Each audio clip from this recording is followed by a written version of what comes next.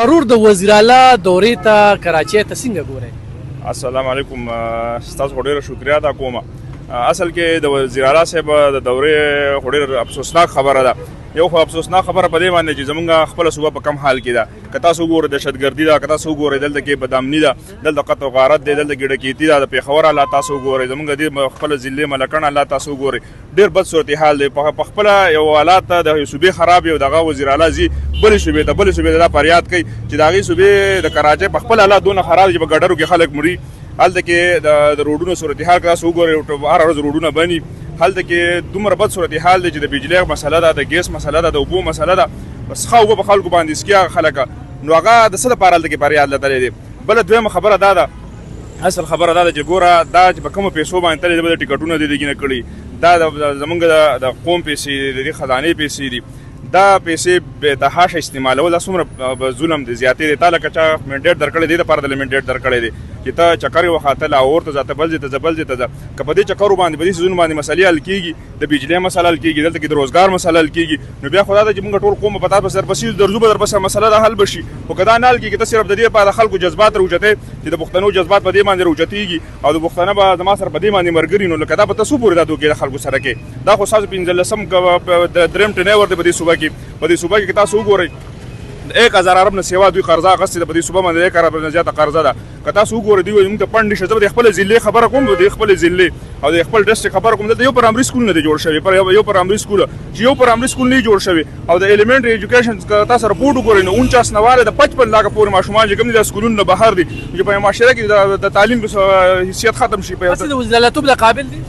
نه بالکل نه دی. وزیر اعلی دا خو وزیر اعلی خو میچې ور سړی پکار دی. وزیر اعلی خو داسې کس پکار دی چې په خپل صوبه باندې فوکس وکړي، هغه د خپل حقوق دلته کې راوړي، د خلکو نه حقوق وغواړي چې زما وفاق کې زما حقوق دي، زما په دې صوبه باندې څه دغه دي چې هغه حقوق دا کومه. هسې دې ټور ته څه ګورې ماشومان حرکت نه دي؟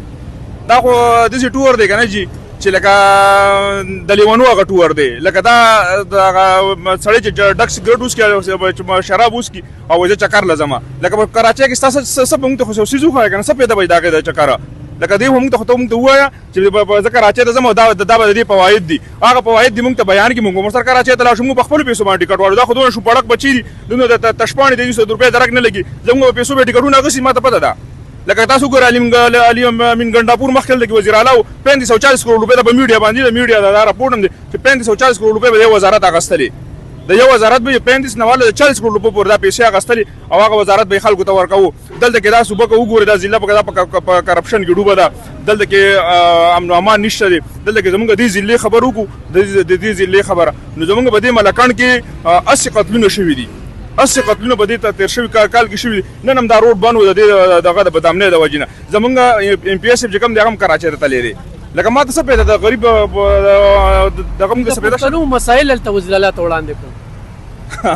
د پښتنو مسایل خو مسله ده چې دلته موږ خپل پښتنو مسایل لاول حل کړو. موږ چې زموږ به کومه مسله کیو، ځکه تاسو ووایم دلته کې 24 کې په 18 غنټې بجلي نشته دی، چې بجلي نه ده.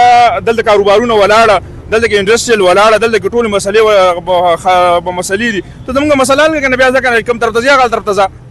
خو په دوی به صرف مسله دا ده چې دوی دا غټه مسله په دې باندې دا ده چې دا خلک په دې باندې نه پوهېږي. دا صرف د پښتنو جذبات راوچتئ چې پښتانه زموږ سره ودرېږي. خو لکه دا ځوانان خو ټول عمر خو داسې وده خو به نه ده، به تپوس کوي که نه به کوي تپوس. مخکې علي ګنډاپور هغه د دې پر راغلی چې زه کرپشن وکړم، بیا په نمبر باندې دا رالو، یو کال به دا بیا بل به راشي، بیا کرپشن وکړي. دا دوی خپل یو ټینیور جوړ کړی دی چې کال په کال 2 کاله بعد به موږ راځو او خپل یو څیز به دا کوو، بزنس به دا کوو مضبوطه، او بیا به کاروبارونه دا کوو، بیا به پیسو باندې وټاخلو یا به پرسه باندې کوو. دا ټول څیز چې کوم دی دا یرغمال دی، دا نظام ټول یرغمال دی. او په کار دا ده زه د دې عوامو نه دا تپوس کوم چې تاسو ولې وټ ورکړی دی که نه. زما بچی چې کوم دی هغه بې تعلیمه دی، هغه تعلیم سهولیات نشته دی، هغه په منشیاتو کې اخته دی. ما دوی له وټ د څه لپاره ورکړی دی؟ زه د خپل بچي تپوس کوم زما د بچی به دنه به 15 کاله بعد څه جوړېږي، دی به کوم ځای کې سبق وایي.